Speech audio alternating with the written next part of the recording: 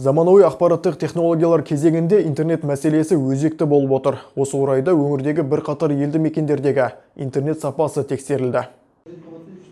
Біріккен ұлттар ұйымы балалар қорының ЮНИСЕФ Қазақстандағы өкілдігінің делегациясы Түркістан облысының әкімдігімен бірлесіп GIJ бағдарламасын іске асырған болатын. Делегация өкілдері Түркістан облысына жұмыс сапары барысында кең жолақты интернетке қосылған 5 елді мекенді аралады.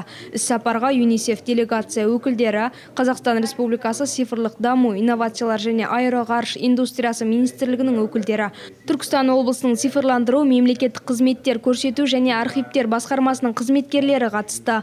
Әуелі Арыс қаласына қарасты Шағыр елді мекеніне аялдаған жұмыс тобы Абылай Тілеубердин атындағы жалпы орта мектебінде болды. Мониторинг барысында ЮНИСЕФ балалар қорының Қазақстандағы өкілі Артур Ван Дизен интернет қамту жұмыстарына оң баға берді. Сонымен қатар интернеттің көлеңкелі тұстары бар екенін, барынша пайдалы жағынған алу керек екендігі жөнінде оқушыларға түсіндірме жұмыстарын жүргізді.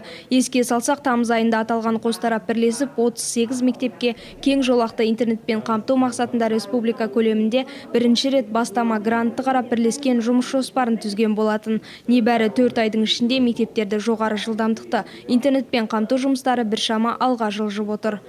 Жұмайым Абызбай, Бағдат Қайратұлы, Арт ТВ жаңалықтары.